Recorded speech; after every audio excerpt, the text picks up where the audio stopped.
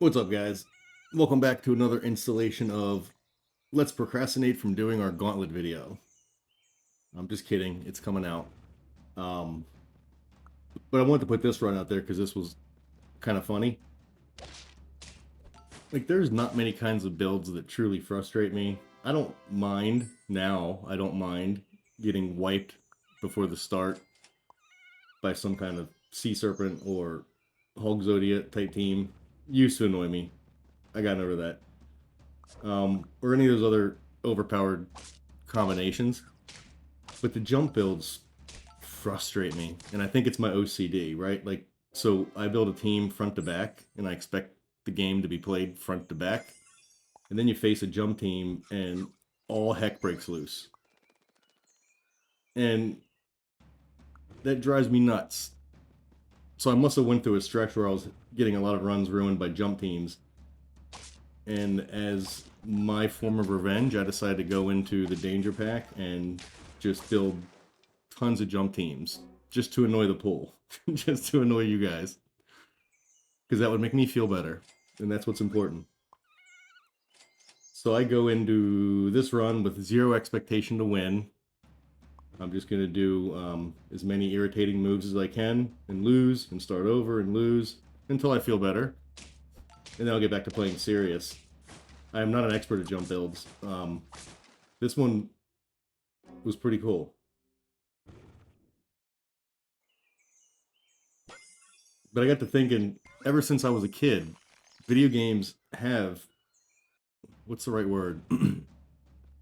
Stressed me out. Like, they're supposed to bring enjoyment, but even when I was little, they stressed me out. So let's get in the Wayback Machine here real quick. I was 9 or 10. My parents used to take my brother and I to this pizza place all the time. And they had a little tiny arcade room, which is the greatest thing when you're kids. And the games were a quarter.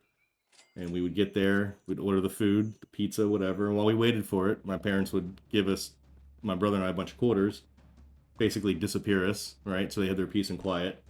We'd go in the arcade room. The more quarters they gave us, the longer it would last. Well, this brand new game came out. It was called Mario Brothers. And they weren't even super yet. It was just Mario Brothers. All you could do was run side to side and jump. And it was so much fun and so addictive and kind of a bit stressful. Um, we blew through our quarters in about 5 minutes, ran back to the table. They gave us more. We ran back and played more Mario Brothers. 5 minutes later, we came back. Our hands were, well, I can't say ours. My hands were shaking. They were sweaty. Um, and sort of that feeling is the way I've always felt when I play video games, right? Even if it's Tetris, I get a little stressed out, get a little worked up. The adrenaline gets pumping. I get really into it. And I don't like losing. And that's what this specific game reminded me of, right? You get closer to the end, you're getting closer to 10 trophies, you go down to 1 heart, suddenly Super Auto Pets starts turning from being fun to being a bit stressful, because you don't know what kind of team you're going to face, you don't know if your really cool run is going to end. We've all been there. But I'm sure some of you share the same anxiety playing video games. I'm sure a lot of you had your parents or your friends or your wives or whatever, your kids tell you, just take a break. Stop playing it if it makes you angry. And that always cracks me up. Because I think a lot of people's general reaction is, nope, I'm going back in for one more. That'll fix the problem. At this point in the game, I start taking it a little more serious. Yeah, I'm about to turn the corner and get 6 trophies here. And when I used to play Danger Pack, all I ever did was the transform builds, and they nerfed McCall. I don't think I've done many transform builds since then. So I was thinking it's kind of cool to play with a different style type. See how I like it.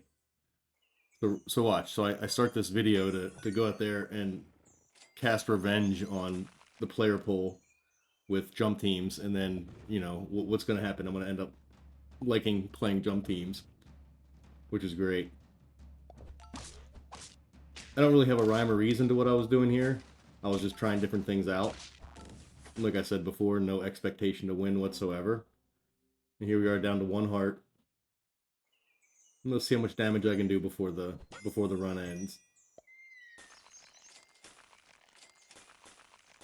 So that's the shop of death, the kiss of death right there. Do you see that shop?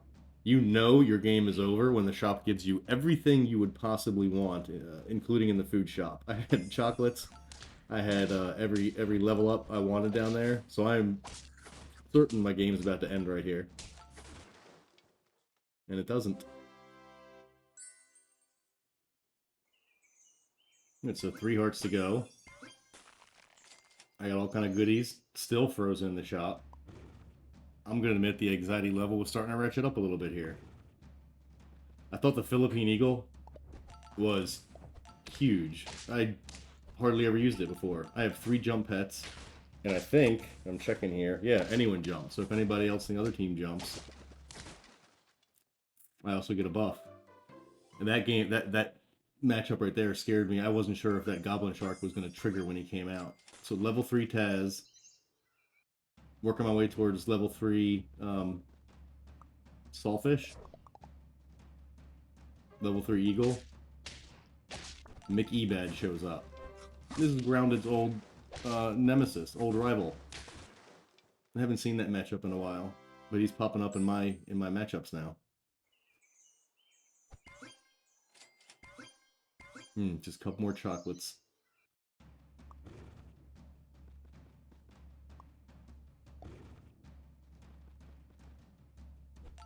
Good old Pack 2 mole team. Love to see it. It's got a lot of guts taking that to turn 15, to be honest. Short work. Alright, one more trophy, and we are out of here. Yeah, I think this is the point in the game when I realized I had not even been paying attention to perks. I was just looking for jump pets and the other synergies. And we face, what do you know, Hedgehog Blowfish.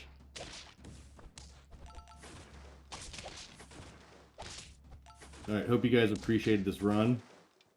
I will see you in the next one. Peace.